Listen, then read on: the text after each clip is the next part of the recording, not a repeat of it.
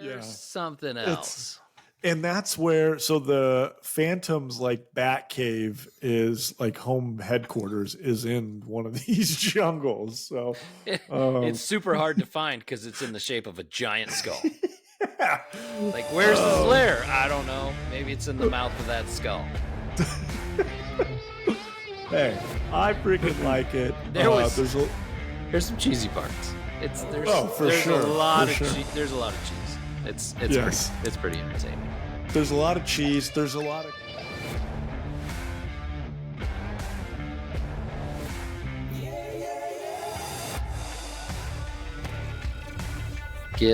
Get in. Ball. Welcome back to the Movie Dads podcast. We are your hosts. I'm Howie. I'm Kyle. That is Kyle. Kyle, we're back again. A little hiatus. Episode 14. 14. The I can't believe you haven't seen it. 1996 action adventure superhero classic. There it is. I love it. Phantom. Starring. Let's go. Billy Zane. So this one stemmed out of a couple episodes back where Kyle asked me about the Phantom, and I said, I have never seen the Phantom. And here we are, a few weeks later. Kind of fits right in. We just got done with Indiana Jones, and now we're going to go into another action-adventure film with the Phantom and the best villain bad guy name ever. Yeah, Xander Drax. Well, I was juiced when you texted me of like, we should do the I can't believe you haven't seen it with the Phantom. I was like, wait, really? You want to watch the Phantom? Yeah, I want to watch the Phantom. Let's go.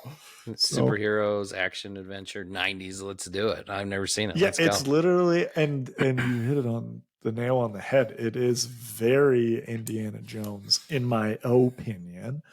We'll jump into it when we get to it. But. Yeah, absolutely. But we're the Movie Dads. If you're watching us on YouTube, please give us that like and subscribe. If you're not watching us on YouTube and you're listening to us on one of the many podcast services such as Apple Podcasts, Spotify, Amazon Music, Google Podcasts, or Podcast Index, please give us a like and subscribe as well. You can also catch some of our short videos on social media at Movie Dads Pod on Instagram, Facebook, and TikTok. If you're not familiar with our format, we start up with a little bit of movie news. Our 6 to midnight segment gets our juices flowing. Then we go into our movie review of the week, which this week happens to be a I Can't Believe You Haven't Seen It movie. And then we wrap it all up with our There Can Be Only 5, where we each pick a subject and we rank our top 5. So that's where we're at. It's been a long week for me. I just got home today. I've been gone for like 10 days. Some fun over the weekend and then work all week out of town. So usually we talk about, as movie dads, we have some movie kids. I don't really have a lot of kid stories because I haven't been home. But I got home tonight. My wife is out of town. She is in Jamaica with her family. Oh, dope. Yeah, with her Jamaica, mom and her sister and her brother. They went. I didn't have any vacation available to go, so I had to skip out this time. But so I'm home with the kids. And tonight we decided to have a movie night. Ordered some takeout, and I introduced my 6-year-old son, Des, to the Fellowship of the Ring. Ugh. Classic. It's so weird that you did that this week, because yesterday, my work day, I usually put like a movie up in the background. The Fellowship was the movie that I put up in the background. So how did he take it? How did he do? He sat through it. He didn't talk through most of it. He was enthralled, but he got a little like, maybe I want to go play outside because it rained all day. And and then he decided to stick through it. So he watched the whole thing. I told him he could go outside if he wants, but. Nice. Well, I mean, I feel like that's a movie that, me personally, that franchise, maybe Return of the King, not so much, but the first two, like I had to watch multiple times before I really understood like what was going on or got it. But I'm younger than you and I never read the books. So Yeah, I read all the books. We had to and read The Hobbit in freaking like 6th grade or something. But then Oh, what a um, great teacher. Frick yeah. that was pretty common back in the day. They had more, I don't know, that we We did. didn't, we read like frickin' To Kill a Mockingbird. Yeah, we read Stuff that like too. that. But yeah, we read The Hobbit, and I really enjoyed it. And then I read Lord of the Rings on my own. I stopped there. I didn't like read the Silmarillion or anything like that. But Oh, yeah. a My little too much. buddies, a couple of my friends are like, I'm a big Lord of the Rings nerd, but I Mhm. will never read those books. And I have friends that are very obsessed with them. So I had a kid that lived next to me. Like I lived out in the country, so our like bus ride home was forever long. two It of was you. well, it wasn't a lot of kids, but like it was like a half hour, right? This kid read every book or like all of them over and over again. Like he'd just sit on the bus and he'd be like Silmarillion, The Hobbit, and then one of the Lord of the Rings. Like it just kept reading them. That's all he read over and over again. That's awesome. It's That's not. funny. Yeah, that's It's not what awesome. grade were you saying that was? Boy, that would have been like junior high, probably. He's like just reading the books over and over again. Yeah, I would Not a never lot of be able to read friends. those at Not a that lot of point. friends. Not a lot of friends. Well, it happens. For me, kid story, my oldest son Grayson was also out basically all week at Worlds of Fun with grandma. So it was pretty much just me and Parker hanging out all week, and then the baby Cal with Steph. But for whatever reason, like when one of them is gone, the other and I like extra bond or extra hangouts. Like Parker was basically attached to my hip for the entire week. And he, for whatever reason, we started watching Batman the animated series on my phone. Yeah. For some reason, I can't remember what we were doing, but like he caught a glimpse of Mr. Freeze. He caught a glimpse of the opening, like the song and stuff, like the classic opening to Batman the animated series. And he was like, "What is that? I'm going to watch it." And then saw Mr. Freeze and was like hooked. Um, so that was great. Actually, before Grayson went out of town, he had like, I had one of like the most proud dad moments ever. It was at baseball practice. They're running drills, and some days he really cares about it. Some days he doesn't want to be there at all. So he's still kind of figuring it out. But like he's way on the other side of the field in a drill, and then there was a kid in a drill on the other side of the field. I can't remember if he got hit with a ball or he got hurt, but he fell down and he got hurt. And like Grayson's instinct, like, and the guy's hat went flying everywhere. So like Grayson's instinct was he saw it from far away, didn't even like stop for a moment, just beelined it to the kid, picked the kid up, wiped the dirt off of him, put his hat on, and was like, "Are you okay, dude? Like, you're okay." And like patted him on the back. The kid went back to playing. And I was like, that was awesome. You could strike out 100 times and never have a hit, and I'm going to be so proud of you because of that baseball moment. Yeah, so that's really good. Yeah. So he went over and he told the kid to rub some dirt on it, get back up. Yeah, literally. He was just like dusted him off, and when he first grabbed the kid's hat and put it on his head and like started like adjusting, I was like, "Oh, don't do that." And I was like, "Yeah, actually, good job, dude." Gave him a smack on the butt and told him to be on his way.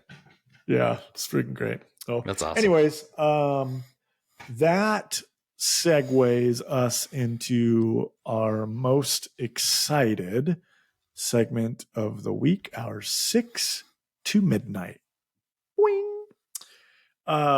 This week, lots of kind of news came out, but for me, since we're movie dads doing a movie podcast, like a new movie trailer came out that I did not know it was happening. I had not seen anything post about this movie coming up, and the trailer dropped, and like it sent me down a rabbit hole of looking up YouTube videos and historical things. The new Napoleon trailer, so with Joaquin Phoenix and Ridley Scott as the director. So the trailer was, I watched it probably 3 or 4 times. It just like, it looks so good. there is something about just a historical epic that I can't get enough of. So Ridley Scott, classic. It got very kind of Gladiator vibes. He did the Gladiator. Joaquin Phoenix was the bad guy in Gladiator. There's actually a quick little flash during the trailer where they put like a crown of leaves, like one of those Greek or like Roman crowns, which was very like the exact same thing that he wore in the Gladiator. So I thought that was kind of an interesting little callback. Right. I don't know if they meant to do it or not, but it looks really good. The action looks freaking awesome. I love Joaquin Phoenix ever since. I know he's been in movies prior to this, but ever since Signs, he's like been an actor that I've like wanted to follow. And he's such a great bad guy in Gladiator. So good in the way that like I hated him. Like I couldn't stand him in Gladiator. And then in Signs, just love it. So looks really good. Follows Napoleon Bonaparte and his like basically rise from nobody to basically emperor of the world and taking over things. It looks awesome. The CG looks incredible. 2 minutes of trailer CG is better than all of the Flash CG. So, but excited for that movie to come out.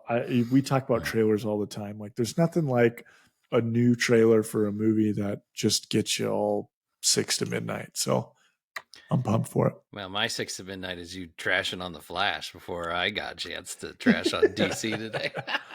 Yeah, we got to stop. We like every episode. It's like it's any chance for you to talk crap about DC or my Jaguars. You jump on it. So I don't talk crap about the Jaguars.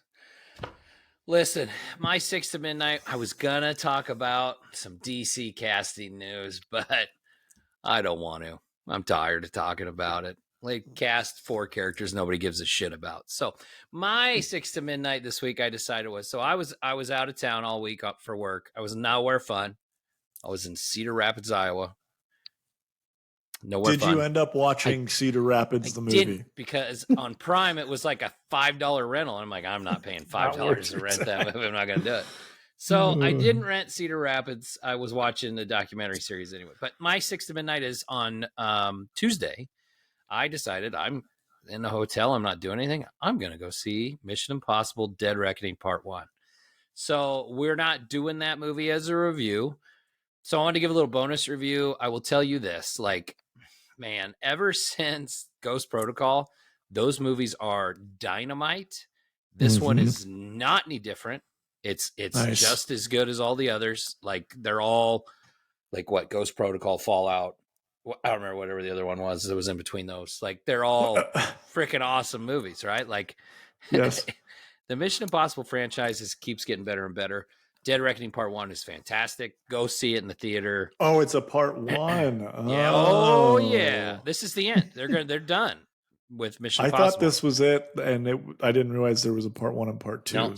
So Mission Impossible Dead Reckoning Part 1. It has a very I feel like ever since Mission Impossible 1, when they did the like on the rope string where he doesn't want to touch the floor, ever since that scene, I feel like Tom Cruise, when he makes these movies, it's always only thinks about is what's going to be the big stunt. Next? Yes. What's the big cool stunt for this one? Well, they had the one on the what's the building in Dubai. Dubai? Yeah. So they did that. The Burj, They did that. They the one like number 2, I think there was number 2 is when he was like he did like a free solo kind of like rock climbing jump and a motorcycle thing too. The Ghost Protocol was the one where he like that's on the building. That's the building. Okay, that's the building one. Yeah. Which one was one where you had to like swim through like an underground tunnel into like the Vatican or something like that? Fallout? It was basically like one of them. It was like the original where like you can't touch the walls and you can't do this, but like you have to get through it this right time. And then there was the one where he held onto the airplane when it was taken off. Yeah, the airplane one. Yep. And then this one, he base jump. He drives a helicopter off a cliff and then base jumps. No, it's not a helicopter. It's a dirt bike. No, a dirt bike. Yeah, dirt bike. Dirt bike. Sorry. Hey, when they put Henry Cavill in that one, I was that really got me excited about those movies because I wish he was more in those. Like I wish he was they a good didn't kill bad him guy. off. He was a good bad guy. Awesome. That freaking Cox is. Yeah, I've watched that scene like 10 times. Where he talks about that on like a talk show too. Yeah, like on people, like they pointed out. They make him do it on the talk show. Just like Graham Norton show or whatever, that British talk show. Yeah, talks about all that. Hilarious. Oh, that goddamn mustache ruined the fucking Justice League. Yep, that was the reason. That ruined it. That was the one. Oh God! Anyway, why? go see it. Go see Mission DC Impossible. is going to be okay because of Batman. It's not. The one Batman movie. That's fine. the only Batman's thing that we're getting. Robert Pattinson, the Batman fucking Twilight, single-handedly saving it all. I don't even want to talk about him. I'm going to go see that movie. It's funny that we have a movie podcast and we're going to talk about fucking the Phantom, not dive in with like the new fucking Mission Impossible movie. We do new movies every other week. We're sticking to it. We're doing a new one next week. This week we're not. Oh, dude. I mean, I'm not going to say what we're doing for next week because we will at the end, but man, I'm fucking juiced for next week too. I am too. Cool. We'll talk about that at the end, but. Okay. 6 to midnight. Good 6 to midnight. Yeah. Good 6 to midnight. Rocking and rolling. That takes us into our What Do You Mean You Haven't Seen It movie of the week, the 1996 film, Billy Zane starring The Phantom. Man. So this was your movie that you've seen before. It was new to me. So Kyle, like, give us your revisit thoughts about The Phantom. When we originally talked about doing these segments of like a movie I really like that you've never seen, The Phantom was not one of them that came up, which I think makes it that much better because it was like, wait, you haven't seen that? Really? Okay, we gotta. I didn't say we have to do an episode on it, or maybe I did, but I was joking. But it was more like you need to watch that like at some point in your life because it's good. And if you like Indiana Jones, I stand by what I said the other episode. This movie gives me very original Indiana Jones vibes for some scenes. Watching just kind of how they jet set, and it's like, you know, they're looking for artifacts and stuff and going in old ancient temples and caves and stuff. And he's just like this freaking gunslinger shooting from the hip. I rewatching it and like actually focusing for the pod, like things I never really thought about or noticed. I like this movie even more because of it. Like I like the quality of the quality of like the cinematography and the sets and the props and stuff. It's not like some crappy movie. Like there was a lot of money and stuff put into it. No, yeah, they definitely spent some money on it. So it had a budget in 1996, it had a $45 million budget. So that was kind of in line with like Judge Dredd, I think. When we talk about that was kind of like the budget of that was. Obviously, the money was used for special effects and set design and stuff because Billy Zane was the star. So he wasn't he wasn't making 20 million. Yeah. And they didn't spend any on like on advertising and marketing because the movie was a local commercial like flop. Guess what though? Internationally it did well. Did it? And so it actually, the movie is widely known about for the people that do know it, is it's more of like a cult hit that like once it hit DVD and VHS, well, I guess once it hit VHS and then later DVD and like TV, that was when people really started to pick up on it and see it. Like I didn't see it in theater. I saw it on like TV or something as a kid. Well, when we were watching this, we talked about, I'd seen an article that had said like it was very much in line with the the fate of the Rocketeer and the Shadow, who both were 90s film adaptations of early pulp comics, just like the Phantom was. And so they all kind of had the same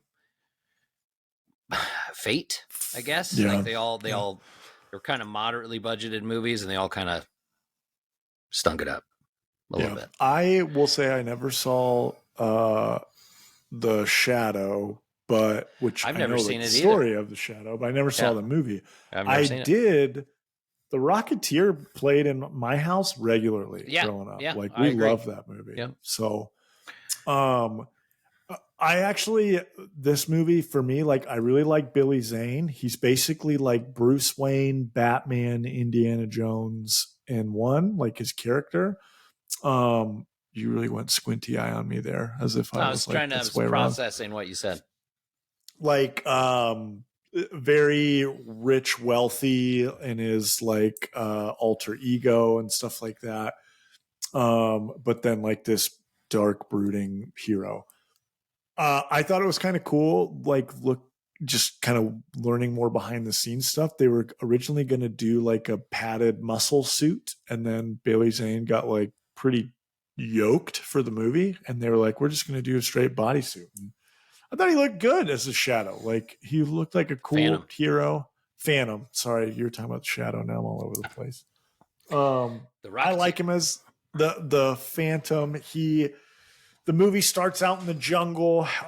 They do like a really cool kind of practical effect with like this old truck that gets stuck on like a rope bridge that then flips over, and it just, I enjoyed it. The movie kicks off in the jungle, then you jet set over to like, I think it's in like the 20s is the time period, or maybe you get that 20s 30s vibe for sure.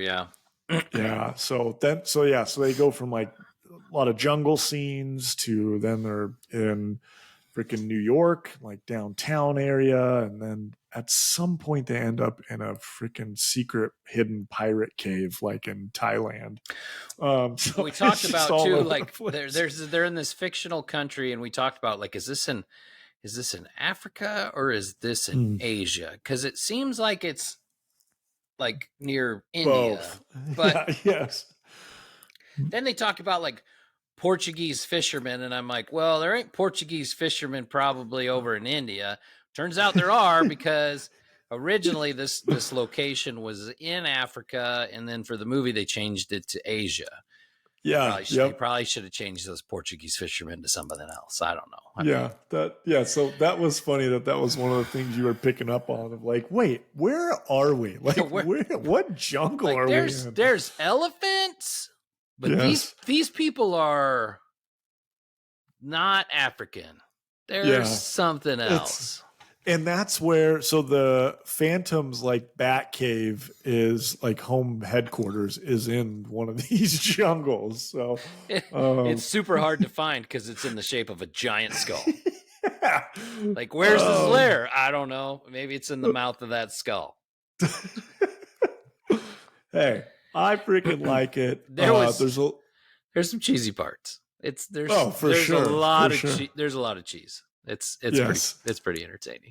There's a lot of cheese. There's a lot of cool like set piece moments. Like they do him and the heroine that he's got, the Christy Swanson, female lead, Buffy the Vampire Slayer. Oh, is that who that is? I didn't even pick up on that. It's movie Buffy, not TV show. Oh, Buffy. Gotcha. Oh, Bradley will be bummed. That they do they do a great job with the female characters in this, of being strong, independent women who don't need no man. Catherine Zeta-Jones, like that's the earliest movie I think I've ever seen her in. She kicks some ass. She's kind of a bad guy. She's good guy.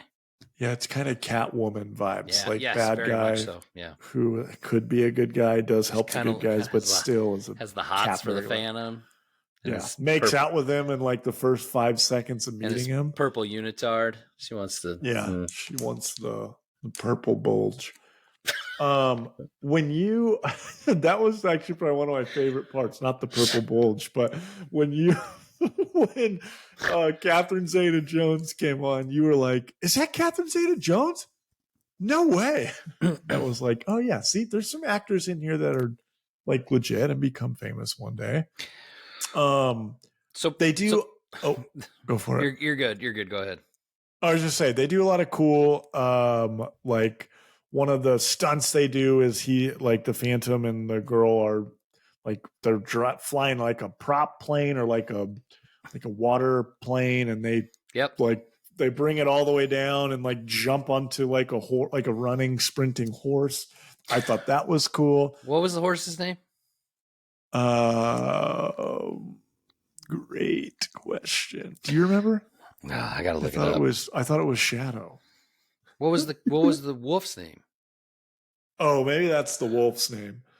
Oh yeah, damn. So he has his own horse, and he also has like this rogue wolf that rolls with him, that like he leaves in random places and flies to different countries, and then somehow they show up and he never flies with them. It's not. Yeah, I don't know. I don't remember what they got funny names. Why were you bringing up the? Why'd you bring that up? Well, so basically like the Phantom is the protector of this weird country that's in Afro-Asia, and like he protects the people, and the story is like the Phantom is generational, right? Like if the Phantom dies, his son becomes the Phantom, right? And that's kind of what. So he like is he like the fourth Phantom? Was that what it was, or the third one, or something like that? He's the third one. He's the third. Right. So he's the third Phantom. It turns out there's this story where like one of these henchmen was the guy that killed his father. Yeah, actually. Yeah. And so there's a little bit of story there. But basically there's these 3 skulls that like can give ultimate power to whoever wields them, right? Like, yes. I don't know, like burn everything to the ground kind of deal. So our bad guy with the most porn star bad guy name ever, Xander Drax, who's this very much like over the top dialogue chewing businessman, played by Treat Williams. Like just he's full maniacal evil, just like goofy, like let's go kill some people. Yeah, that's like, literally that's him. Yes, that's him. That is exactly. There's a moment where it goes from him being like, oh, this is just like a cliche bad guy, I'm bad to be bad, to where like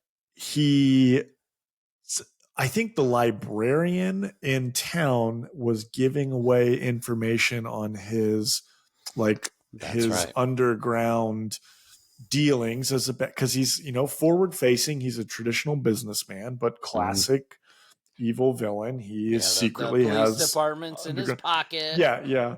So like the newspaper, the head of the newspaper, owner of the newspaper is like trying to track down and point and like bring into the light that he is a bad guy and is running bad businesses. And it's the librarian who's been giving his secrets away. And so he like calls him in to his office. The librarian thinks that they're good friends and nobody knows what's going on with your business but me. I'm the only one and I would never tell anyone. And he has like a microscope on his desk, which right before the scene starts, it shows him kind of messing with the like focus on this microscope, and these 2 blades like pop out of the eyes and then go back in. And then the guy comes in and they're talking. And the whole time I'm like, please God, don't look at the microscope. Please don't do it. And then they basically calls him out on him giving away his secrets. He says he hasn't, he never would. He goes, okay, like, thank you. I appreciate it. You can head out. Actually, come take a look at this thing I found real quick on the microscope. And the guy puts his eyes on it and he's trying to look. I can't see anything. And he says, you just need to turn the focus, and then shing, just right to the eyeballs. Yeah. That was the moment where I was like, okay, he's evil. This is I guess bad. You won't be needing your glasses anymore. Yeah, he actually does say that. Jesus. But it was. I thought that was a good way of making him like, oh shit, he's actually like a really. He's bad like guy. in the boardroom with like all of his bad guys, and there's like a mob boss and the mob boss and his brother, and the one mob boss is like, I don't want any part of this, and he gets up and he leaves, and he spears him from across the room, like spears him into the wall, kills that dude's brother. Yes, he grabs like one of his, because he's got like artifacts and stuff all over, and he's trying to chase down these skulls, and just happens to have like a freaking ancient javelin spear on the wall that he's like looking at, and just boom, puts that dude right against the wall like it's nothing. So he needs to be in the Olympics for the javelin throw. Anyways, the movie, I mean, it's kind of all over the place. I'm not going to go through the entire movie, but I enjoy it. I think it's a fun movie. It's a superhero movie, but like I said, it's very Indiana Jones. It's very 90s. Very 90s PG-13 action movie. I mean, it is. Yes. It's in line with like it and Street Fighter could be like cousins, right? Like with their cheesiness. Actually, with the cheesiness and their action scenes. Yes. Listen, I like Billy Zane. I've always liked him. I don't have a problem with the guy. He never really, like, his star never shined very bright. I blame this movie probably for that. What year was Titanic? 98? It was 97. So it was like right after this. It was like 97. Okay. Yeah, 98. Okay. So it probably was the next movie he did. I mean, yeah, he's still making movies. It's just like straight to streaming stuff. You don't see him in anything anymore. Listen, like Catherine Zeta-Jones, Treat Williams, Christy Swanson, James Remar's one of the bad guys. Like, there's a bunch of people in this movie that, like, you see that none of them are big stars, but they're all kind of like, some of them are people like, oh, that's the guy from that, or yeah, like them, you know who they are. It's one of those things where, like, when you make a movie like this, and if you're gonna give the leading role to somebody like Billy Zane, right, that's not a big star, then you got to have a pretty good bad guy, right? Like, I mean, you need to cast probably somebody pretty famous in that bad guy role. They didn't. Treat Williams is okay. I mean, like, he's super goofy as the villain. Yeah. Like, it's hard to buy it. I mean, he overacts the entire movie. The best villain is Shang Tsung. Shang Tsung shows up at the end. He's like they're like the leader of the pirates. Like, yes. That is probably a big miss on their part, that, like, if you're going to have Shang Tsung, which I guess most people probably don't fondly look at Mortal Kombat as a good movie, but they should. I freaking love Shang Tsung, and him being a bad guy in this movie was freaking cool. It was. And he shows up at the end, and his Kari Hiroyuki Tagawa is his real name. He did a bunch of villain roles in the 90s too. Like, he was in this, and he was in Mortal Kombat, and then I think he was the bad guy. Did you ever see The Rising Sun with Wesley Snipes and Sean Connery? I think he was the bad guy in that. Anyway, he's a pretty good actor. Wesley Snipes and Sean Connery did a movie together? Yeah, Rising Sun. I think it was a Michael Crichton novel movie adaptation. Remember after Jurassic Park came out, and they adapted everything Michael Crichton had ever written? I've got to go back and watch that. I've seen it, but it's been a long time. That was in 1993, as an American buddy cop crime thriller based on a Michael Crichton novel. Yeah, it's Sean Connery. Wesley Snipes and Sean Connery. Sean Connery and Wesley Snipes, Harvey Keitel, Tia Carrere, and Kari Hiroyuki Tagawa. This has got to be good in terms of time frame, because that's good Wesley Snipes. That's like when the world really liked him and enjoyed him, Wesley Snipes. Yeah, it wasn't a very good movie. Before he went to prison. Yeah, mine was prime Wesley Snipes, and that was like, Sean Connery's kind of heyday there was early 90s, late 80s. I mean, like, he did all the James Bonds, right? And then, like, he started doing, like, Untouchables, and then he was like Red October, and he was, did all that stuff. To hit. Yeah, he was an old guy. Yeah. Those are all in that time frame. And then he did League of Extraordinary Gentlemen, and he retired from acting because it's just a pile of dog shit. And he knew it was a pile of dog shit. And he said, I'm done. I'm not making movies anymore. What a bum ski. I wanted that movie to be so good. And every time I come back to watch it, I'm like, this is still unwatchable. It's a great concept, and it was horrible execution. The casting was terrible too. Like, he's great, and then everybody else was trash. Yeah. Like, the casting was awful. All right, we're getting off topic, but anyway. Okay, so way off topic. So anyway, guess what? The Phantom saves the world. We're not surprised. It's a decent 90s movie. Like, if I watch that as a 14-year-old in 1996, it's probably like an 8. All right, like, that's a fun movie. Yeah. Me watching it now, I'm gonna give it a 6. Like, it's not bad. Okay. That's way higher than I thought you were going to do it. No. I enjoyed it. I did enjoy it. But it's almost to the point where it's like, I almost feel like it was intentionally cheesy. Oh, yeah. You know what I mean? Like, I think for sure Xander Drax was. Yeah, like, he was supposed to be like that, and it didn't work out because of who the actor was, I think. And nothing against Treat Williams, just it needed to be different, but 6. I think he like passed away like the week that we watched it, right? He did. He died in like a motorcycle accident. Like, yeah, it was kind of weird. Like, we were looking up stuff on the movie. It was like, oh my God, he just died. Yeah. Yeah, because we watched this a couple weeks ago because we had this ready as a backup for last week for Indiana Jones. And then we ended up doing Indiana Jones because we made it work. Yeah, he died June 12th. Yeah. Yeah. Like a month ago. Maybe that was a little bit before. It's just more recent to when we watched it. It was pretty close. It was like the week before we watched this, though. Yeah. Yeah. So for me, rating wise, like, as a kid, 8 or 9, and probably I would say 8. I mean, this wasn't by any means like, oh my God, this is the greatest movie ever. But like, it was just a movie that I liked. If it was ever on, like, I would want to watch it. Right. Yeah. 100%. And now, like, anytime the rare opportunity that it comes up, or somehow like it's on, I don't really watch TV much, but if it's ever on a streaming thing, I'm like, oh shit, the Phantom. And then, like I said, my kids, somehow we stumbled upon it weeks and weeks before that episode, which is how this came up originally. And I like it. I enjoy it. It's a 90s movie. I'll give it nostalgia.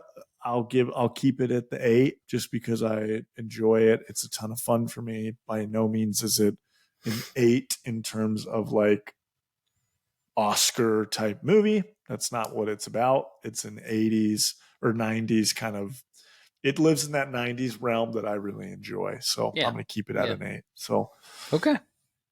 That's cool. Nice. And I'm glad you got to watch that movie because I never thought you would. Every time I get to watch a movie I haven't seen before, I'm pretty excited about it. You know? Well, except that one movie that I sent you this week that you didn't want to watch. I watched it. Guys, Nathan Fillion, who should be Nathan Drake in the Drake's Uncharted video game turned movies, he's been the one that everyone's fan casted as Nathan Drake. Now we're way past his prime and age. But at some point in like 2018, it's called a fan film because you have to legally. But basically, Hollywood level film crew, Nathan Fillion, the bad guy from Avatar, Stephen they did Lang. like a 12-minute, maybe 10-minute, like 3 or 4 scenes of him as Nathan Drake and Stephen Lang as Sully. And it's infinitely better than the Tom Holland Uncharted movie in terms of being accurate to the video games and the character. It's fucking awesome. If you've never seen it, YouTube it. Just Nathan Fillion, Uncharted. Anyways, I sent it to Howie, and he refused to watch it because it has fan film. He, in his own words, like, I'm a snob. I would like to comes explain to myself. Fan films. I admitted that. Listen. You sent me fan films before. I've watched most of them. I am a snob when it comes to fan films. 100%. Listen, this is my thing. I'm a movie guy. I like movies. Like, I grew up watching all the Friday the 13th. Do you know how many Friday the 13th fan films there are out there that are actually really good quality? There's several. I get that. They're not legit. You know what I mean? Like, this is where I'm a snob. Like, I get people make fan films of beloved characters. There's Batman shit and there's Star Wars stuff and like that, but it's not real. Like, if I watch Darth Vader in a fan film, I know that's not canon. And so it's like, why am I wasting my time? You can't get over the head canon part. I can't. Your head canon is important. But I admitted immediately, I am a snob when it comes to fan films. I'm not trying to take away from these people that like take the time to make these movies. Good for them. It's not my cup of tea. I think the only thing I've sent you fan film wise was there's a Darth Vader Star Wars fan film that's out there. Yeah, I think I watched it, but again, I'm just saying this was very one-off. I think I had sent it to you because the news about Nathan Fillion being the new Green Lantern, Guy Gardner Green Lantern, barf. I love Nathan Fillion. I had immediately been like, oh, my buddy Matt and I had him watch the fan film of his Uncharted because everyone wants him to be Nathan Drake used to. Now people don't even really know who he is enough, or the games aren't new enough for people to care or know. But for years and years, like even before like 3 and 4 came out, people wanted him to be Nathan Drake. So for those that played the games, which I thought you had, I haven't. Okay. Well, that makes a lot more sense of why you don't care. Thank you. I thought you had played the games because those are some of the that's like one of the best game franchises ever. Like, the game is incredible. The story's awesome, which is probably why you liked the Tom Holland movie more than you probably would have if you'd played the games. Maybe. I just, as a movie that I know is based on a video game, I don't think that's a bad movie.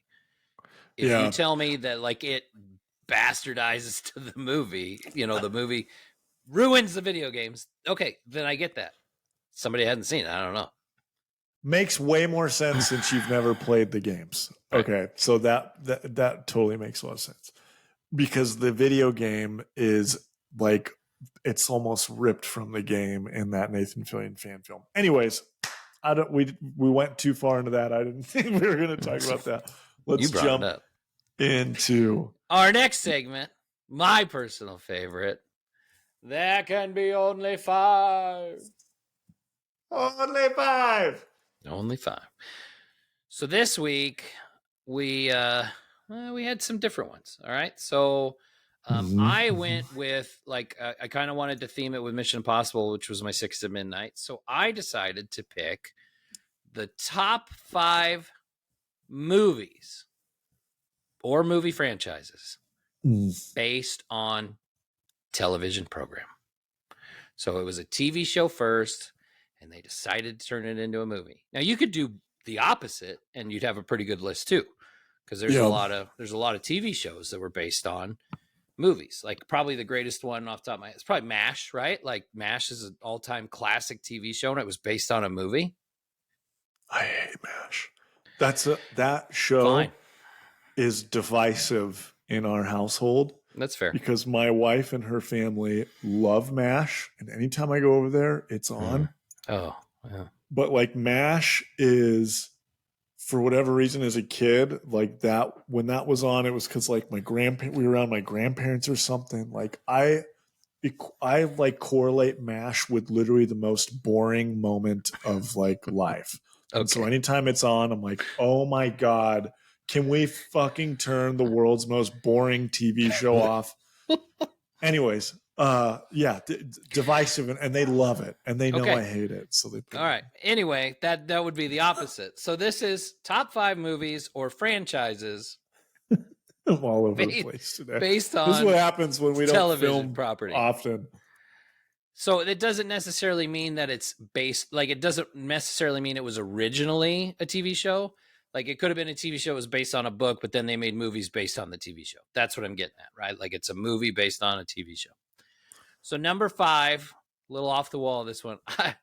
Man, as a kid growing up, DuckTales the movie, Treasure of the Lost Lamp. Like, I loved DuckTales.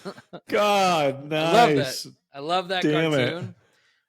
it. Did you ever see the reboot cartoon on Disney that they did? And the voice No. cast is like dynamite too. But Oh David my Tennant God. is Scrooge McDuck in the new one. It's awesome. But the original DuckTales is like one of my favorite cartoons growing up. I had like the Nintendo game where you're like hopping around as Scrooge McDuck and you're like on his cane and like anyway. Yes. So then they made a feature-length film, right? Treasure of the Lost Lamp. It's got jet setting, action adventure. It's very Indiana Jones, right? Like they're in pyramids. Got to find the lost lamp. Oh Christopher my God. Lloyd's the bad guy. It's, and it's like right after he did Roger Rabbit. So he's like perfect Disney bad guy already. It. Yeah, anyway, so DuckTales is my number 5. I love that. Number 4, awesome. Franchise, mostly the first movie. The third one's coming out soon. I had The Equalizer with Denzel Washington. Oh. So that first Equalizer movie is freaking badass. Like Denzel. I never watched it. Yeah. You never seen The Equalizer? I have not seen the Denzel Equalizers, but I've seen the original show. Why are you having an aneurysm? I can't believe you haven't seen The Equalizer. Like it's by the time the second one came out, I was like, oh shoot, I haven't seen the first one. I'm now too far behind. I can never catch up. It's 2 movies. It's very John Wick taken like that, right? Like The Equalizer, but it's Denzel. So it's almost cooler. I mean, John Wick's cool. He's the coolest, but like it's pretty neat. Anyway, the first one's a great movie. The second one's okay. It's not as good. It's a little slow in parts, but the third one looks badass. I think it comes out like Labor Day. So I'm gonna have to catch up then. Yeah, Equalizer I have at number 4. Number 3, 21 and 22 Jump Street. Oh, nice. I saw those and I thought about it. Like those movies are freaking hilarious. Jonah Hill and Channing Tatum are fantastic. The whole like undercover high school students in the first one, and like Jonah Hill was a big nerd growing up, and then like now all the nerd shit's cool, and Channing Tatum's like the big dork. Like if that isn't a microcosm to reality, it's pretty hilarious. Dude, they are so funny in that first one too. Channing Tatum is hilarious. And he is so freaking funny. They're both really good movies. Like Ice Cube's awesome. Like Johnny Depp even makes a cameo, right? Like they're awesome, but they're based on the 21 Jump Street Johnny Depp was on in the 80s. So that's what I had at number 3. Number 2, I had to put Star Trek, right? Like, I mean, Star Trek is an all-time classic movie franchise. Like the worst Star Trek movie is the first one because it's boring. Yeah. And then they totally decided to kind of like revamp the way they did the movies, and it turned into an all-time franchise, right? Like it even made Next Generation movies. But yeah, it's based on a classic TV show that people still watch today. It's an all-time classic science fiction. Shatner's the man. Nimoy's the man. Like they're all awesome. But yeah, classic TV show. But that franchise it's like 9 or 10 movies. No, with the new ones, it's like 12. So I mean, that's a big franchise movie wise, all kind of based on a like 1960s TV show. Yeah. And then number 1, I had to put Mission Impossible at number 1 just because of the quality of the movies. I think we're up to like 8 or 9 movies now, and I don't know if it's that many. Whatever, it's close. But the quality wise, like that first movie is freaking awesome. It's super confusing. Like I remember watching it twice before I figured out what the hell was going on. Yes. The second one is probably the worst one out of all of them because it's more like a straightforward kind of like spy action movie. It's almost like a James Bond, right? Like it's kind of deviated from the Mission Impossible theme. Then Philip Seymour Hoffman's the bad guy in 3. Dude, he's freaking awesome. So that's, I think, my favorite of all of them because Philip Seymour Hoffman is such a good bad guy. Right. Yeah. He was great as the bad guy. And then that was when they really started transitioning over and they did Ghost Protocol. Yeah. And it's like that was when they started, like, on Rotten Tomatoes they're all like 90 and better, like on reviews, audience score and critical score, they're just all over, they're all up super high. They're great movies. Christopher McQuarrie's done the last couple of them, and him and Tom Cruise have partnered for a while now, and like they're knocking them out of the park. These movies are great. So I kind of Simon Pegg was a good addition to the group. The whole team, him and Ving Rhames is great. Like I think Rhames. Like 2 movies ago, Rebecca Ferguson got brought into the mix. Mm-hmm. It's a great franchise. They're making really great movies. Like Tom Cruise is like 60, and he's a badass. He's freaking. The youthfulness of Tom Cruise. He doesn't get old apparently. Well, then they had Henry Cavill, and then they had Jeremy Renner in like 2 of them. Yeah, the first 2. Like, I was too young to be able to fucking know what was going on at all. The first time I saw the first movie, I just distinctly remember the most famous scene where they're trying to, from the ceiling, hang from a cord and blah, blah, blah. They're trying to steal stuff from the computer. There was a really shitty video game that came out for the first game, like for N64. I own that game. It was so fucking hard. It was terrible. So hard. Yeah, it's so fucking hard. So like that's my like original memory from it, and also like him turning the bubble gum into a bomb and blowing up the aquarium. Like cool set piece moments, but not a movie that I'm like, this movie was amazing. The second one, I only remember the rock climbing thing and him riding a motorcycle with long hair. But once that Philip Seymour Hoffman movie hit, like then just like you said, they like skyrocketed in quality and being memorable. As there's been multiple that I'm like, I don't remember which one that was. They've been good. Everyone has been good. They haven't dropped the ball with any. I always feel like that has something to do with when you name them, like when you name movies, like Ghost Protocol, Fallout, Dead Reckoning.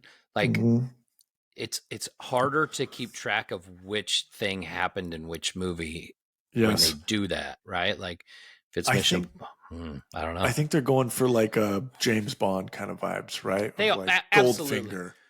But the thing is with James Bond is like each movie was its own thing, right? Like they all were kind of like standalone movies. Like you could say like Casino Royale and then Quantum of Solace and like Spectre, they all kind of led into each other. Yeah.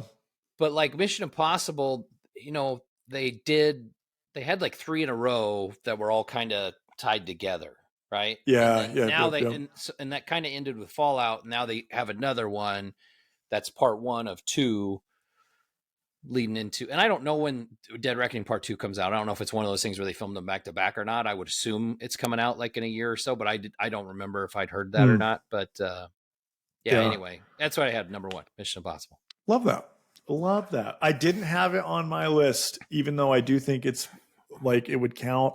I never saw that TV show, so I think it was on right after MASH. Fucking boring ass. Did you watch the TV shows for all 5 of yours on your list? I mean, I've seen all of them.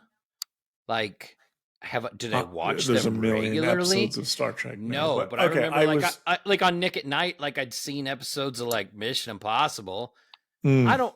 Equalizer, I think, was on like USA, like reruns and shit. I mean, I watched more DuckTales than any of the other ones. I know that. Yeah, for me, I thought this was actually a really hard list to do because things you kind of mentioned, like being able to tell like which one of these was the TV show was the original property, or was this from like a comic or like some short story or a book or something. Rogue Nation's the other Mission Impossible, the one I forgot. Yes. Yeah. So I was going from, for the most part, shows that like I watched TV shows, and so like that's why I really liked the movies that came from them.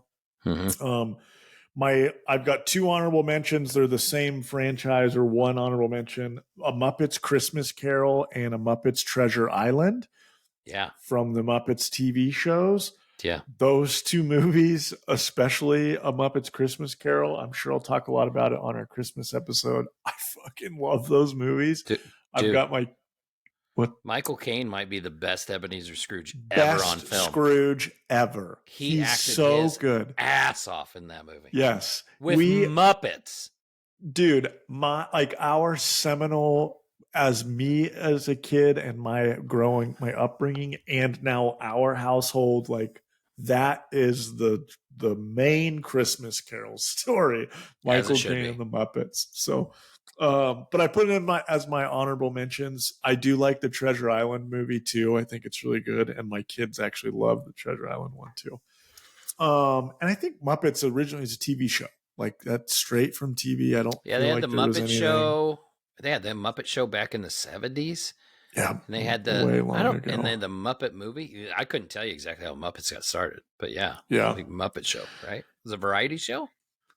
Yeah, I think so. Who does the Jim Creature Henson? Shop? Jim Henson. Yeah. So actually, I've got a couple of Jim Hensons on this list. Number 5. Follow That Bird on there? Sorry, go ahead. I have no idea what that is, and absolutely it's a Big Bird not. movie. It's a Big Bird movie. Oh my god, no! Follow That Bird. Number 5 for me, and I might get roasted for this, but like I put Jackass. Jackass started as a TV show. That's a good one. That's a good one. It was a TV show that we watched a lot. Like me and my brothers, just like that was like the original, like just dudes doing crazy, stupid stuff on camera. Like that was where it all started. Now, like social media, that's what kids are doing every day. But like that show originated on MTV. It was awesome. And then they came out with a movie. Yeah. And like, I think they've done like 5 or 6 movies now. But like the original 1 and 2, and maybe even 3, the movies were awesome. Like they were great. I really enjoyed them when they came out. We had to see them. It's like potty humor. It's like the most childish male humor ever, but I think they're hilarious. My number 4, this one may or may not be allowed to be on this list. I'm not really sure, but in my opinion, this stems from a TV show, Space Jam. Because it's a Looney Tunes movie based off Looney Tunes, the TV show. That's fair. Feel like that one's a little bit outside of potentially the rules, but it's an awesome movie, and I freaking love that movie. My kids now love that movie. It's almost had one. Looney Tunes TV. I almost had one on my list, and then I was what was it? A Goofy movie. I almost put a Goofy movie on here too. And I was like, I almost did. Does that count because of like Goofy shorts? Can I count that? Dude, and I left it off. I wanted to talk. I almost put a Goofy movie strictly for Powerline. Yes. And I didn't because I was like, was like Disney characters, was that a show first, or like I couldn't remember. So I was like, I'll leave it out. But when you said DuckTales, that immediately made me think, I should have done my Goofy movie. So they're okay. Same page. Love that. Yeah. Number 3, people think this movie franchise suck. I liked the first 2 enough that I think it's great. Transformers. I liked Shia LaBeouf in the number 1 Transformers. I liked the second movie. I like the first 3. I think that's a very cohesive trilogy. Who was the main actor in the third one? I don't remember who the main. Shia did all 3. I thought he only did 2. No, he was in the third one. Dark of the Moon. There's so many of them. Oh yeah. You're right. They changed the female lead in all 3 of them, right? Like Megan Fox was only in number 1. No, she's in all 3. She's definitely not in the Dark Side of the Moon one, because he has the blonde like supermodel girlfriend. No, that's in the second one, and then it turns out that she's a robot. Megan Fox is in all Carry three on. of them? I'm pretty sure. I'm going to look it up. You carry on. I thought I remember looking her it and up. Michael Bay didn't get along.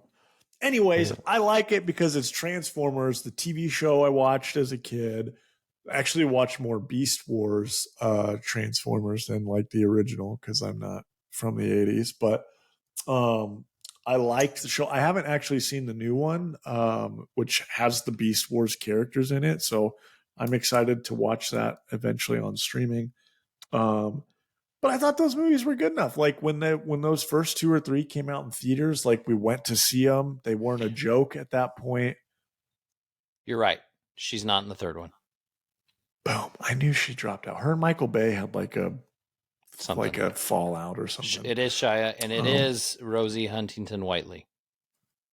Boom. Well, anyways, I like those movies. So say what you want about Shia and say what you want about Transformers and all those movies, but they got a little convoluted. They're very Fast and Furious. Like number 1 was good. Even the dude who's the guy who plays the like agent, the FBI agent. Oh, John Turturro. Yes, I think he's so funny in those Section movies. 7 or something. Yeah, whatever. Yeah, he's fucking great. Number 2, you talked about this, Star Trek. I mean, like this is like the quintessential, TV show that turned into some really, really good movies. Right. Crappy pilot with a guy named Captain Pike that turned into us learning about James T. Kirk, William Shatner, and then who then led to Patrick Stewart, who like William Shatner to then Patrick Stewart, like you were only going to hit home runs with that. And then my number 1, and maybe this won't count, but I think it should because they originated from a TV show. Well, shoot, they originated from a comic book that then turned into a TV show. So this should be on the list, but it's my number 1, Teenage Mutant Ninja Turtles, 1990. Based off That's of fair. In my head. Yep. I wasn't thinking about the comics. I was thinking about the cartoon because when it originally hit like big, it was that cartoon TV show. So we wouldn't have had the movie if we wouldn't have had the series. For sure. For sure. So I just was like, oh, I love that TV show as a kid. We watched that a ton. Yeah. That was like the original superhero cartoon that we watched. And then like, obviously you guys know my love for that movie. So cool. All right. I like your list. I like yours. That was good stuff. I loved the DuckTales. That was a great, love it. Man, hey man, shout out to frickin' Goofy and Max, man. Powerline, let's go. Yep. Just funny little story. So like I grew up at Council Bluffs and like we had one theater and it was like five movies, right? Growing up. I did not know you grew up in Council Bluffs. I did not know that. Council Kentucky. All right. I got all my teeth. Grew up at Council Bluffs and like the mall had the theater was like five theaters, right? And I remember I went, my aunt, I think my aunt took my sister to go see a Goofy movie. And I was going to go see Jury Duty with Pauly Shore.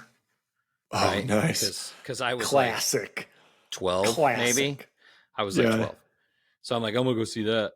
And then I ended up going to see a Goofy movie. Fucking loved it. That's awesome. That's awesome. Yeah. I actually enjoyed that Pauly Shore movie as well. My oldest brother was a big Pauly Shore fan. It's no Biodome, but it's okay. Oh, for sure. For sure. Biodome.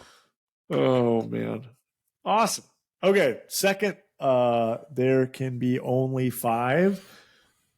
This was also like when I originally said it was like, let's do that. And then as I was trying to list them out, I'm like, this is not going to be a good list for me. This list is top 5 movies of 2023 ... so far. I liked it when you brought this one up, and I was like, "Ooh, that's interesting." Like we're halfway through the year; it's July, right? And I think this is a great thing to do because the first half of the year is typically like your fun movies, blockbusters, right? And then the back half of the year is all your freaking awards, serious ones. Yeah, yep. Like Napoleon. The reason why I was like, fuck, I shouldn't have done this list was because when I was looking like just over like, okay, what movies have come out? Like just make sure there's anything I didn't miss or didn't think about. Right. There's a ton of like blockbuster, like movie theater movies that I have not seen yet. That that's like, yeah. So there was some that I'm like, ooh, I can't put that on my list if I've never seen it. Like, oh yeah, you can't. Right, I get that. It's the top 5 movies we've seen. We haven't seen every freaking movie. That would be great. I just want to know how high Flash is on your list. Why do you think I have the Flash on my list? I don't know. We do nothing but talk crap about it. Why would you think it's on my list? That was more of a joke because we both have it at number 1. Absolutely. Anyways, there are movies that like I haven't seen Sisu yet. I actually haven't seen John Wick 4 yet. So like there's some movies that I haven't seen that I'm like, oh, my list will be different from Howie because like for me, I'm like, oh, he's probably gonna have Mission Impossible on it. He's probably gonna have Sisu on it. Like all these movies I haven't seen yet. So anyways, I'm jumping through. I'm excited though for our next week movie. I'm not a little foreshadowing. If we'd have waited till next week, we both probably have a new movie on the list. I think. Probably our number 1. We already know that's going to be. Probably. Okay, honorable mention. They're both Batman. Batman: The Doom That Came to Gotham. It's an animated movie. It's literally like Gotham by Gaslight timeline. It's like 1912 Batman. It's awesome. It's very oh gosh, why can't I think of the freaking who's the other character in DC wears a trench coat. He's blonde guy. He's British. Constantine. Why couldn't I think Constantine? Anyways, so it's very Constantine, Gotham by Gaslight vibes. I also did have an honorable mention of The Flash because of Michael Keaton back as Batman. That is all. And I know the second that post streaming wise, I know I'm going to watch that movie, even though Ezra Miller is awful and CG's bad. Shout out Michael Keaton. Welcome back. Number 5 on this list, Super Mario Bros. Nice. Freaking awesome movie. Really enjoyed it. That was like the second that I saw that as I was cruising through, I'm like, oh yeah, that's got to be on the list. We just watched it again today with the boys. Just great movie. They did Mario right. Number 4, Indiana Jones and the Dial of Destiny. I had that as my number 4 movie. Again, looking at the list of movies that are out right now or have come out, I know there is a ton of like award type movies that are out, and I am going to get roasted for not having them on here, but these are my movies. So I really enjoyed Indiana Jones. After we did our episode last week, like it didn't even occur to me that anyone thought it was bad, but like I saw a ton of negative reviews and negative posts about the movie that like people thought Indiana Jones franchise should have stayed dead and all this stuff. Like it was a real bummer because I actually really enjoyed the movie. I enjoyed it too, but let me ask you this question. Like if Indiana Jones and the Last Crusade was the last movie Indiana Jones did, and it was just a trilogy, is the franchise held in a better light? It's a great question. I mean, it's a big what if, right? It's a big hypothetical. Yeah. I don't think a lot of people. I think people are able to keep the original trilogy separate from like the 2 movies that have come out. But I get like for us who are canon, like it's all in one, all or nothing. So I don't think Crystal Skull or Dial of Destiny helped Indy's legacy. Oh, for sure. I agree with that. But anyways, I had that at my number 4 movie so far of the year. Number 3, Guardians of the Galaxy 3. I really enjoyed that movie. It was freaking awesome. We did an episode about it. It's kind of dark at some points, but the bad guy was great. It was like a return to form of the original movie that we really enjoyed. So go see it if you haven't. Here is my favorite on this list. It's not my number 1. But it's my favorite on this list because it's one that I'm like, I have no doubt that Howie won't have it on here. And not a lot of people are talking about it. It was a Netflix movie that came out like on January 5th called The Pale Blue Eye. It is the Edgar Allan Poe movie. Yep, it's an Edgar Allan Poe. Christian Bale is the main character. It is like the perfect movie that like my wife and I love. It's like a mysterious kind of dark, not necessarily horror, but like mystery thriller set back in like olden times. Like, so it's like back in like Civil War age time or something, I guess, or early 1900s, late 1800s. But basically, there's a murder that happens at a military academy, and they bring in Christian Bale to like, because he's like the world's greatest detective. Very Sherlock Holmes kind of vibes. That's on the nose, isn't it? World's greatest detective. See what you did there. Little Batman. Yeah. It's awesome. There's a huge twist in it. There's, a couple big twists in it. Like, it's a freaking awesome movie. And if you haven't seen it yet, go watch it. It's on Netflix. It's like if you like thrillers and you like mysteries, like those kind of movies, or if you liked The Prestige, like we've talked about before with Christian Bale and Christopher Nolan movie, it gives very much the Prestige vibes. So go check it out. Number 2 of the year so far. Number 1, Spider-Man Across the Spider-Verse. This movie better get nominated for top movie of the year. I doubt it will because it's animated. But man, and we've talked about this in the multiple episodes. It's an awesome movie. I cannot wait to go see the part 2. This movie did so many things that you have to see it multiple times, and every time you see it, it's still just as exciting. And so it's my number 1 so far of 2023. Spider-Man Across the Spider-Verse is my number 1 movie of 2023 so far. Nice. What you got? Good list, man. I like it. I dig it. You're right. I have movies on this list that you haven't seen. That's the biggest difference. One of them that I added on here that I was a big fan of that we did see together, but you don't have on your list. I know what it's number 5. I have Sisu. Nice. It's Sisu at number 5. So Sisu is the Finnish World War II one-man army kills a whole bunch of Nazis movie. It's streaming now. You should see it. If you like action movies and horrible violence and Nazis dying, you should watch this movie. It's a lot of fun. I take it back. It wasn't streaming yet, but it was like you could pay for it to buy it to stream. Yeah. I actually did do that, and I had it up and played through, but I was like looking at my phone. I wasn't really paying attention. I was doing stuff. So like I kind of saw through it. And I do kind of love the vibe that he's like this super badass that like he was like he's kind of reminds me like the Ghost. Yeah, like the Ghost in The Patriot, like Mel Gibson. Like we're all scared of this guy. Anyways, so right. I did like Sisu at number 5. Number 4, I have Dungeons and Dragons. Nice. Number 4. That's the one you don't have.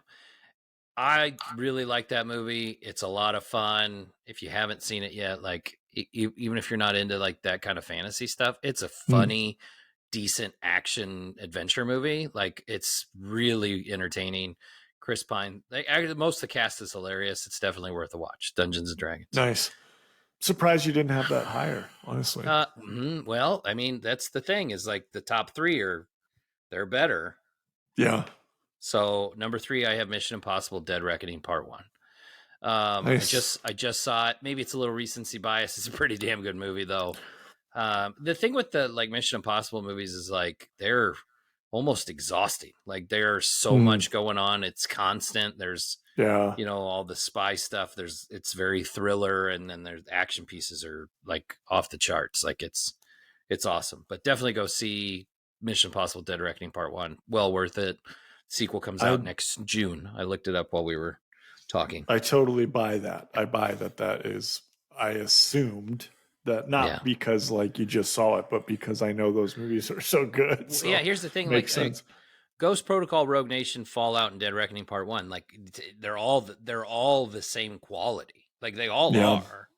You know, you could probably put 3 close to that too, but those last like 4 movies they're all just like they're all 9s. You know, they're just that good. So that's what I have at number 3. So number 2, I have John Wick Chapter 4. Nice. It's probably the best John Wick movie. The number 1 has a special place in my heart because it's the original. It's the one I watch the most. I'll put it in just to watch it because I like the first one because it's, you know, the whole him coming out of retirement and the story and how it all starts. But they keep getting bigger, right? This movie's nuts. Like the set pieces, the different cities that they're in, oh man, some of the fight scenes, like there's one towards the end on like this giant staircase, like out in a park. And I don't know how many times he has to climb back up and he's fighting all these dudes. It's nuts. But John Wick Chapter 4 is at number 2. Number 1 is Spider-Man Across the Spider-Verse. It's the best movie that's come out this year so far. It's not close. Yeah. Yep. I think I've told you, like, after I watched it again, I watched it with more detail. Like, it's 10. Like, yeah, it might be the best superhero movie ever. I don't know. It's close. Yeah. That's hard for me to say because of how much I was like, the first one was good, but to me, it wasn't great. This is phenomenal. Yeah.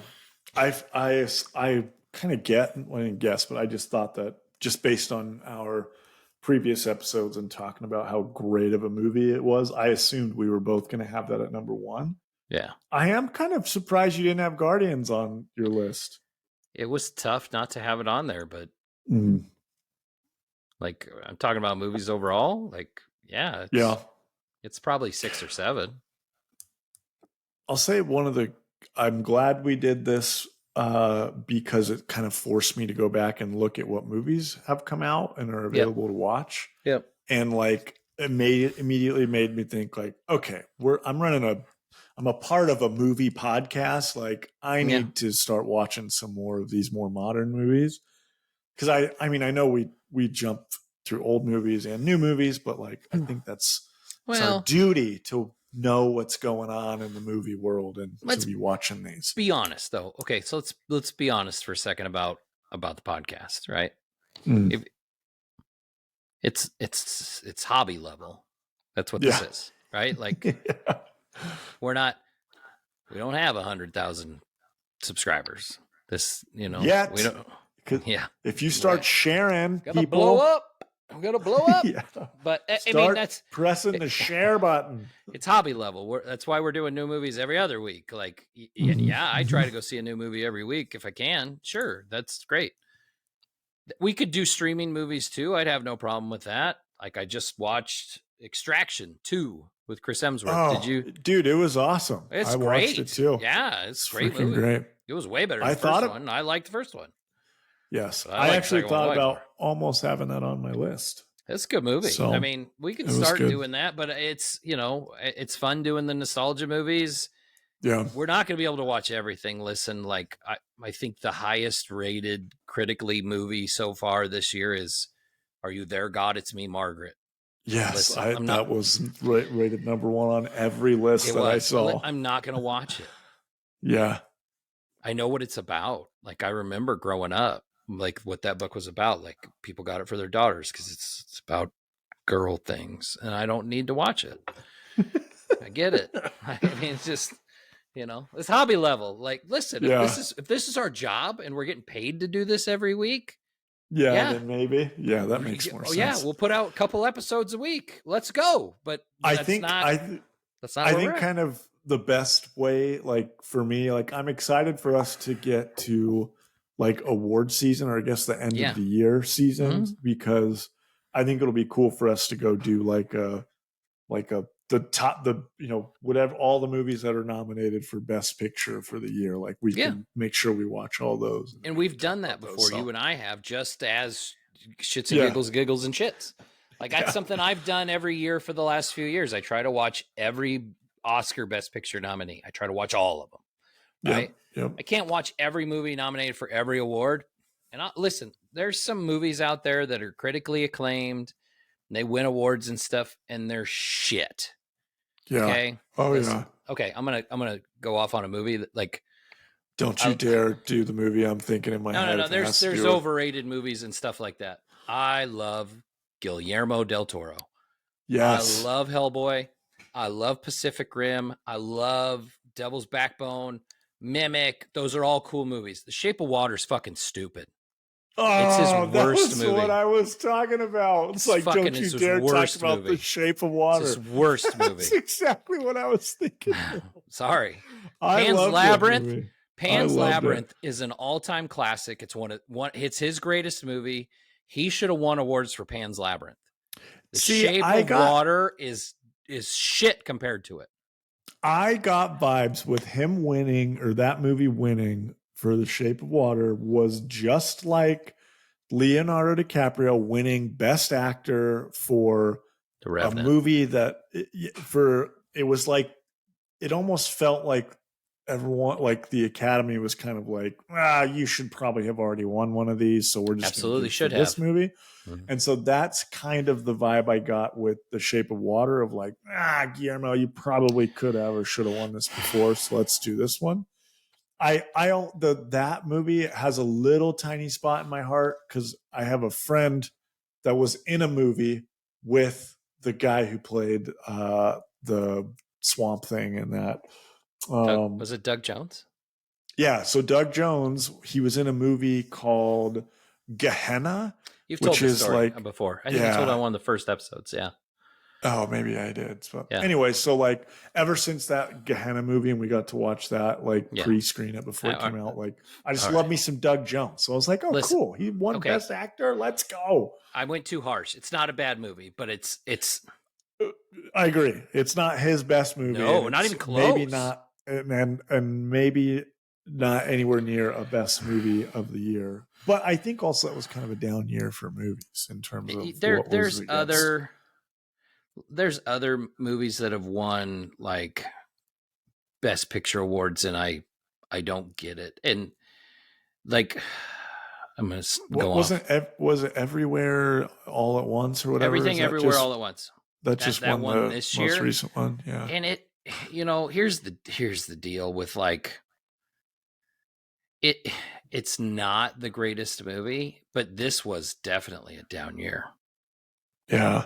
I mean, it was. I'm trying to look up like what else was nominated that year, just to see what else was nominated for Best Picture. But like, I hate to say it, but and again, this isn't a bad movie, but like when it comes to like overrated movies winning Best Picture, Forrest Gump's my number one. That like it didn't deserve it at all. Oh, I love that movie. No. It's nothing against. This isn't nothing against that movie. It was nominated against The Shawshank Redemption. Oh my gosh! And Pulp Fiction. Forrest Gump won Best Picture over Shawshank, the number one ranked movie of all time, and Pulp Fiction that year. Oh my gosh! And that is wild to say. Those are the things. Those are the stories about the Academy that it's like. Okay. Some of the decisions are very politic-y. Here's the other Best Picture nominees the year The Shape of Water came out. Well, this is a short episode, so we're going to keep talking. Call Me by Your Name, which was the Timothée Chalamet Armie Hammer romance movie. Darkest Hour, which was the Winston Churchill movie that Gary Oldman won his Oscar for. I enjoyed that movie. It's a great companion piece for Dunkirk. If you haven't seen one or the other, you need to watch them both. Dunkirk is the next one. Oh, yeah. I can't believe those came out in the same year. How wild. Lady Bird, which was the... I thought that was what was going to win. Yeah. Phantom Thread, which is The Post, which was about the Washington Post. Yeah. And was that where they were on? No, I'm thinking of. I think it was about Watergate. I think is that what it was about? Yeah. I think so. Yeah. And then 3 Billboards Outside Ebbing, Missouri. Oh, I loved that movie. That was a really great movie. I enjoyed that one. Get Out. Wow, that's that old. Get Out is that old? Well, Shape of Water. I mean, this is only a couple years ago. I know. When I think about it at this point, 2018. I 5 feel years, like yeah. I feel it's older than that. So Okay, so those were the other films nominated for Best Picture. Shape of Water's not the best one. Agreed. I mean, I don't. I'd probably go with Three Billboards. Yeah. Oh, actually, I thought I would agree with that. I thought that I would probably go Three Billboards, Dunkirk, and Get Out Finest Hour would be in front of Shape of Water for sure. To me, I think it's maybe I'm like just conditioned based on like a horror movie can't be nominated for Best Picture, just kind right. of like how animated movies can't be nominated. Here's what I'll say about Guillermo del Toro. He, because of his new recent Pinocchio movie, he's been like the last year really gone on like a campaign. He's even started his own website to basically review animated movies. He's really gone on this big campaign to try to push more for the Academy to recognize animated movies in a better way, even more so potentially as a Best Picture nominee. Well, the category Best Animated Feature is less than 20 years old, I think. Yeah, his kind of thing is like that. It like we've got a competition for like third place kind of vibe for that. Like he's like, if a movie is good enough cinema to be in Best Picture, it should be allowed to be in that. And so because of that, he does animated movie reviews, and he went and reviewed the new Ninja Turtle movie. And basically like his thing was like 3 of the best movies that have come out this year that could potentially be like Oscar nominated for different things are Pinocchio, Teenage Mutant Ninja Turtles, and the Spider-Verse. So he was just like 2023, what a great year for animated film, blah blah blah. So well, I haven't watched the new Pinocchio movie either, so I don't know how haven't good seen it it is. either. I think it's on Netflix. It's one of those ones that they're like, man, don't watch it with your kids, you know? Yeah, it's stop motion and super Coraline-y.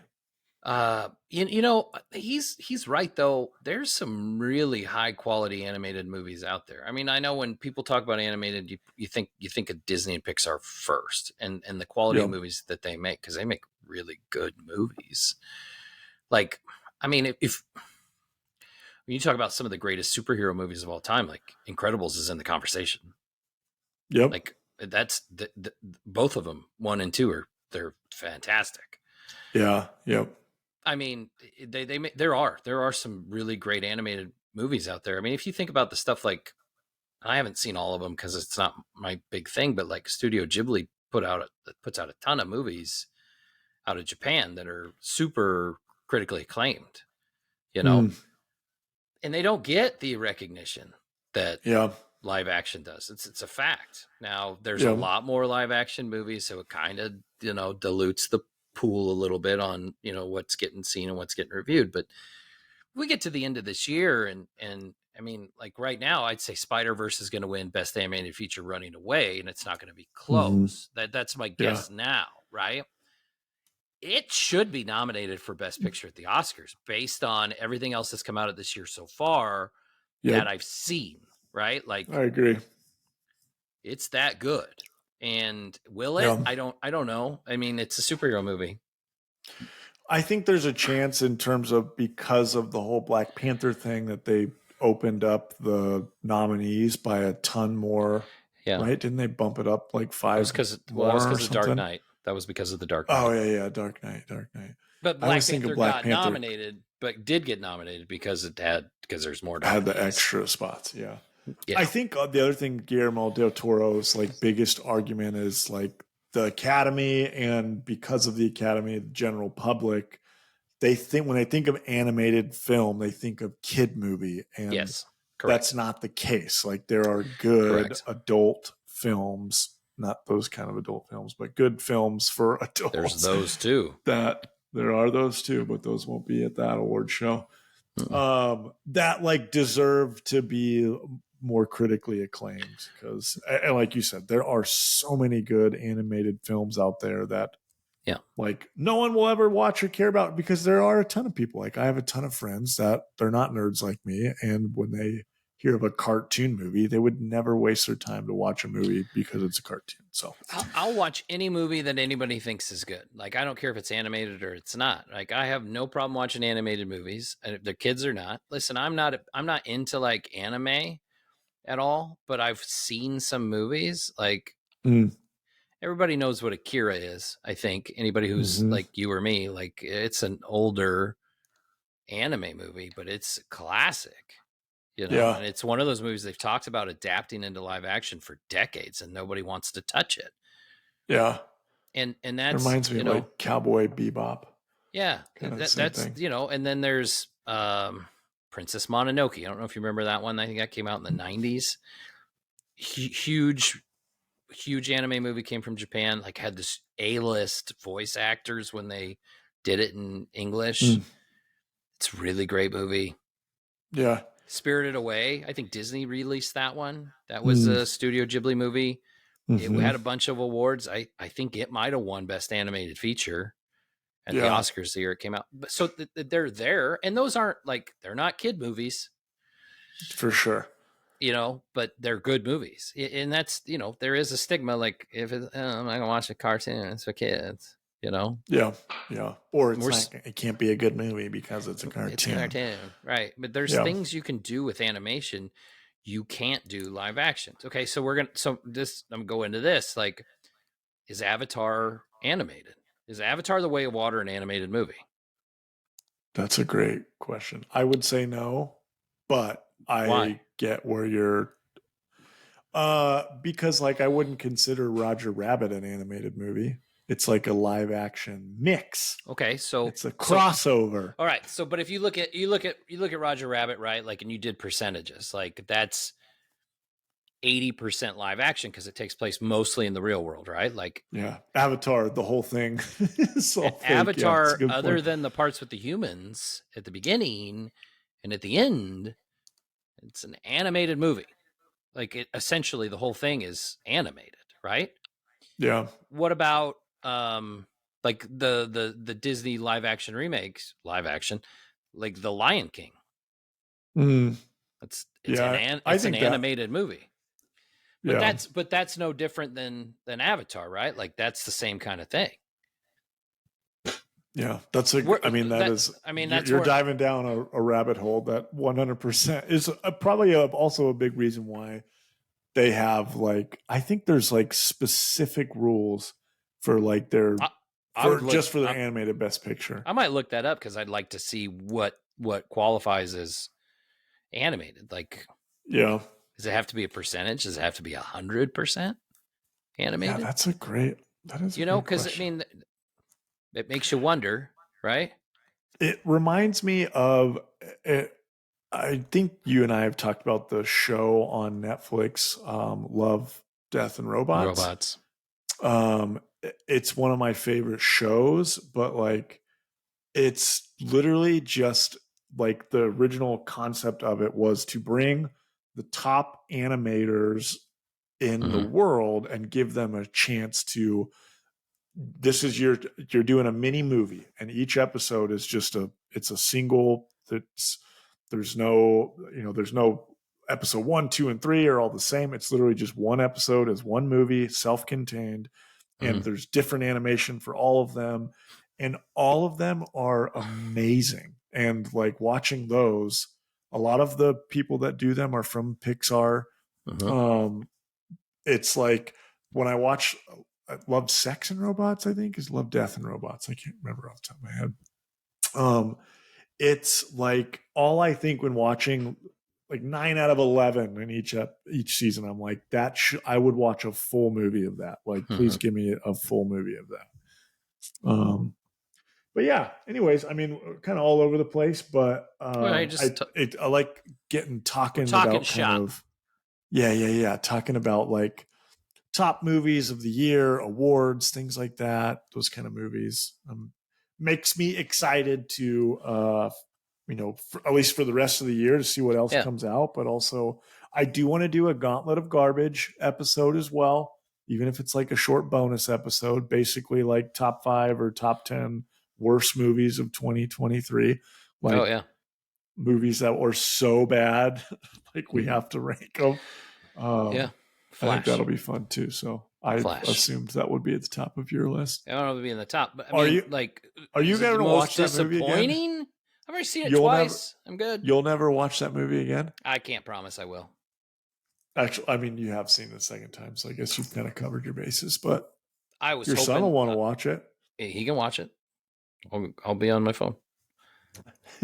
Listen, like this is turning into the shit on the Flash podcast. Episode 3, part 3.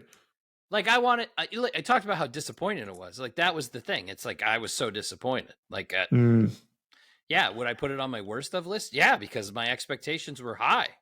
Yeah, I don't know why they were. They just were. But I think I look at it like I shouldn't be surprised. In my head, I just had this as Batman Returns number 3. Like I think I was in the same boat, right? Like, yeah, this is what we're gonna. Wasn't like, yeah, it's heartbreaking. So yeah. Anyway, that brings us to the end of the episode 14 of the Movie Dads podcast, 1996, Billy Zane classic, The Phantom. It was a lot of fun. It was a good top 5 list, good 6 to midnight, like good episode. Got a lot of good subjects at the end because we had a little extra time because we didn't run long. So yeah, interesting subjects. We talked about our top 5 movies of 2023 so far. Might be changing our tune next week. Episode number 15, we review Christopher Nolan's Oppenheimer, which is after The Flash sucked, became my please don't ruin my summer movie. Yeah. I am so freaking pumped. Christopher Nolan like can do no wrong for the most part with his movies. He hasn't made a bad one yet. Yes. And they are always epic. They always have Hans Zimmer scores. Mm-hmm. I haven't looked to see if Oppenheimer, but I would imagine Hans Zimmer's doing the score for it. Talk about a cast. Like, freaking Cillian Murphy after, I mean, he's been in good movies and stuff, but ever since he really hit his stride with Peaky Blinders, like he can do no wrong for me. Tommy Shelby. Yeah, that's going to be great. I've seen a couple reviews. I try not to read reviews and read things because I don't want it to like pre-ruin the movie for me, but I've seen some reviews that like it's awesome. So I'm excited for it. Me too. And we're seeing IMAX. I think we got our tickets. Yeah, we gotta get IMAX for sure. I thought we already got our tickets for it. I'd have to look at it because I remember there was like a. Better tell me when you're going. There was a thing that came out. I'm pretty sure I already got it. There was a thing that came out that said like Christopher Nolan says this needs to be seen in IMAX, and this is the seat you need to sit at. Need to sit at. Yeah, I thought that I had went and bought my ticket already, but maybe I'm wrong. Anyways, but Oppenheimer next week. Pumped for it. Episode 15, Oppenheimer. So that wraps up 14. If you're watching us on YouTube, please like and subscribe. Leave us a comment. Tell your friends. Tell your family. Share what you like. If you're not watching us on YouTube, hopefully you're catching us on Apple Podcasts, Spotify, Amazon Music, Google Podcasts, or Podcast Index. And don't forget to check us out on social media at Movie Dads Pod on either Instagram, Facebook, or TikTok.